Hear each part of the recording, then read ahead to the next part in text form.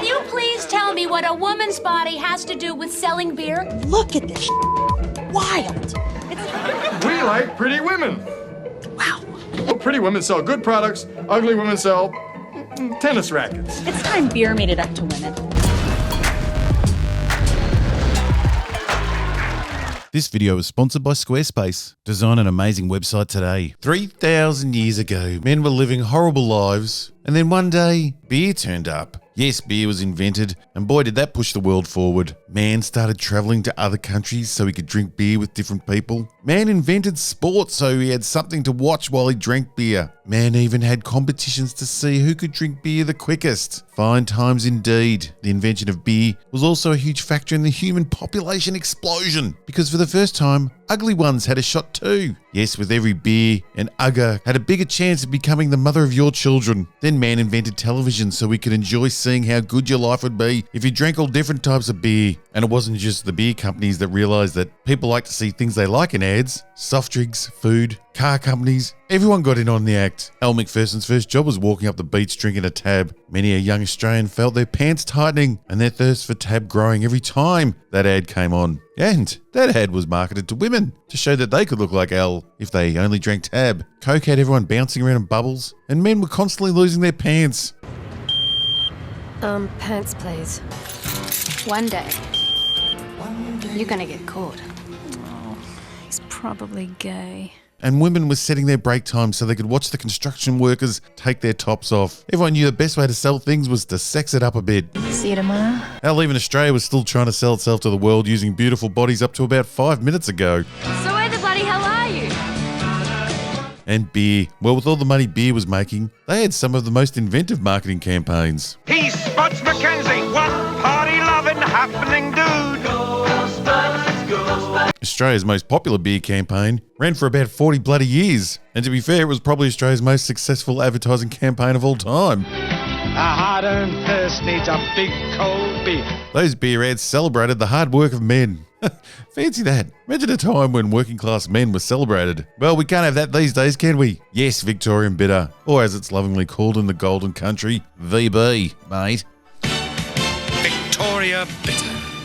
You can get it working. You can get it keeping a score. You can get it riding a bull, apparently. You can get it any old how. Matter of fact, I've got it now. Matter of fact, I got it now. Yes, it was the beer for a hard-earned thirst. It was the man's reward for working his guts out. Oh, men, you know, some of them are pretty cool if you get to know them. And it wasn't all celebration. Friend, here's Bud in your eye. The beer-drinking connoisseur also likes to take the piss out of themselves occasionally. No, not that bloody Meghan Markle ad, where she's just a bitch to the bloke. Kinda how your girlfriend doesn't care that you're borrowing her pants? No, there was far more entertaining ads where the guys were in on the joke. So yes, selling beer was a marketer's dream. Men love beer, so all you had to do was show men things they liked, have a joke with them, and just make sure the beer doesn't taste like cat's piss. Heineken? F that shit! Pabst Blue Ribbon! Sadly, a lot of American beer companies didn't understand the non-cat piss tasting requirement. The surprising taste of Coors Light comes from pure Rocky Mountain spring water. Which is why the rest of the world doesn't drink American beer. Admit it. All right, it's good. And here's a tip to my American beer creating friends. Try putting some alcohol in it. Did you ever taste light beer? And to my British friends, serve the bloody beers cold, you weirdos. One thing I can't fucking stand is warm beer makes me fucking puke. Cheers to my international viewers. You know I love you all. You are so fucking suave. Yes, the life of a beer drinker and the beer makers was perfect for roughly 2,999 years. Then woke-tardation happened, and now beer marketing is all of a sudden really fucking difficult. Apparently the customer had always been wrong. In fact, hating your own customers is now the new in thing to do. The simple idea that marketing is the process of making money is now old-fashioned. Appeasing a very small section of the population, a section that doesn't buy your product, is now what marketing is all about. Look at this wild. Now, we all know Bud Light decided to impersonate a World War II Japanese fighter pilot and sacrifice their whole company in the fight against, well, what looks like the fight against their own customers.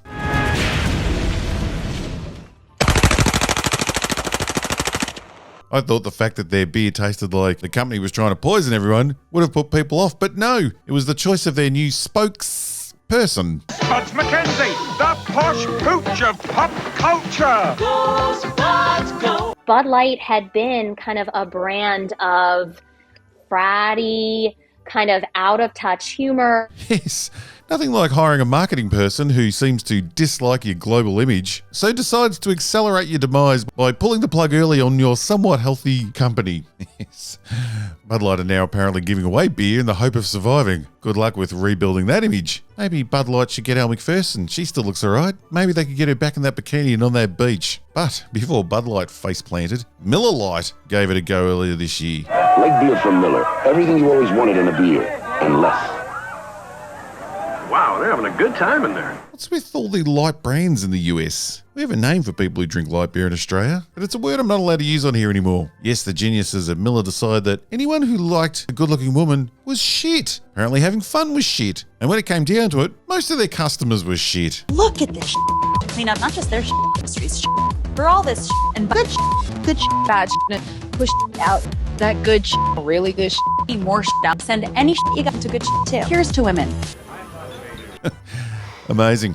Speaking of advertising, do you have a great idea you want to make some money off? Show me the money. Maybe you have an amazing product you want to sell. Maybe it's you and your amazing talents that you want to get out to the world. Well, don't do what the idiot beer brands have done and trust someone else to sell your idea and create your image. That, as we have seen, can be a disaster. Women were among the very first to brew beer. Stop it. Take control of your image and manage it yourself with a little help from the wonderful people at Squarespace. Squarespace will not only help you if you have an amazing looking, easy to use website that you can customize yourself, they can also help you stand out like a star in the congested space that is social media, which is something you're going to have to do if you want that awesome idea to take off. And Squarespace couldn't make it easier. You can literally have your website up and running within hours. Just sign up for a free trial, choose one of their professionally designed templates, fill it with photo galleries, portfolios, and eye-catching video backgrounds, and that's it, you're ready to go. You can easily set up a store to sell directly to your customers. Or if you have digital content, Squarespace websites now have a members area where you can monetize your own content right on your own website.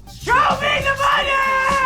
You need to get that idea out to the world. You need a website, and with Squarespace, you can have a killer, professionally designed website that you can easily manage and edit yourself that doesn't cost a fortune. Go to squarespace.com/robothead and try Squarespace for free. And then when you are ready to blast off and start bringing in a heap of cash, use the code ROBOTHEAD and you will get 10% off your first purchase. See that link below. Go to Squarespace today and tell them Robothead sent you. Raymond, where's the f***ing beer, man? For some reason, fat shaming is a terrible thing, but shaming fit people who worked hard to look good and have jobs as paid models is totally fine. We're even going to blur their faces out to make it even seem a bit more seedy. Or maybe that's so they can't get sued. Look at this You can even call them shit, but that's only if it's another woman, because fat shaming men, well, that's still alright. And don't get me started on short dudes. They don't even deserve to live. Women were among the very first to brew beer ever. Ah yes, women were some of the first people to brew beer. Some of the first. So that means the others would have been men. Yes, let's celebrate the achievements of women when they do something that men were also doing. That's not weirdly condescending to women at all. But you know, any head's really going to be memorable when the opening line is, here's a little known fact. Here's a little known fact. Especially when that fact is that women were some of the first people out of men and women to make beer. That's just called people. Yes, the interesting fact is that people made beer. What an amazing fact to base your whole advertising campaign on. That and that everyone liked your company up to then are now shit. Miller Lite is on a mission to clean up not just their but the whole beer industry's So here's to women, because without us, there would be no beer. Ah yes, without women there would be no beer. No, not quite true. Without women there would be no hotties to sell the beer. Sorry, what's that? I'm sounding sexist and out of touch. I'm Australian. See you tomorrow. 11:30. And if they want women to take all the credit for making the beer, they should think about what the men were doing while the women were preparing the drinks to go with dinner. Yes, all the men probably couldn't stop to make beer because they were out building and discovering the world while fighting off enemies to protect their land. How did the industry pay homage to the founding mothers of beer? They put us in bikinis. And what does she exactly mean by they put us in bikinis? They seem to be using us as a very broad term, don't they? The advertising they are showing is from the 80s, 90s and 2000s. Check him out. What a hug. Get a load of him. The sexual revolution had taken place decades before, so these models were paid very well for their work. In fact, female models have always been paid more than male models, so why don't we talk about that discrimination? Look at this wild. And it's not just Miller and Bud. In another sign that marketing departments are full of agenda-driven, out-of-touch weirdos, in 2019, Ultra Pure Gold decided to spend their hard-earned cash on a very expensive Super Bowl ad that's centered around ASMR. The practice of sound stimulation. Yes, I don't know if you're up to date with ASMR, but it involves a lot of whispering, tapping, and clicking. A hobby that's meant to be very relaxing, but it's usually enjoyed alone and while wearing headphones. Ultra Pure Gold thought that this was a brilliant idea to show to millions of people who are loudly getting drunk with their friends watching football. The boot is away, and it's gone! Something. Walk-off win for the Red Raiders! 62 yards!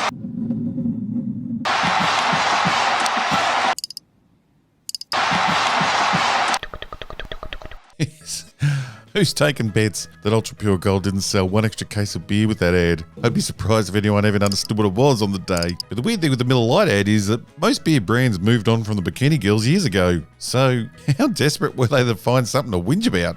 Miller Lite has been scouring the internet for all this But I say let them whinge about an advertisement concept that hasn't been seen for decades. Let them remove all the attractive people from advertising. Let them say all shapes are beautiful in every single ad. You can let them pretend that they speak for all women. Because I don't care. I'm happy to ignore their wild weirdo fantasies. I'm also happy to ignore their products. Because I know something they don't know. I know that Dr. Ian Malcolm was right. Life, finds a way. Yes, life finds a way. Life will not be contained. People, normal everyday people, men and women, like to be attractive. They like looking at attractive things. Sexiness is not something to be afraid of. Sexiness should be celebrated. And thanks to the explosion of social media, everyday people are enjoying sexiness every day because it's baked into our DNA. Those woke tards haven't got a chance of stopping it. Let them have their pretend world with pretend beauty. The rest of us are having fun with the millions of other normal people, and there's nothing they can do to stop us. The history of evolution has taught us that life will not be contained. And like what always happens through the history of time, in the end, the money always talks. Men buy beer,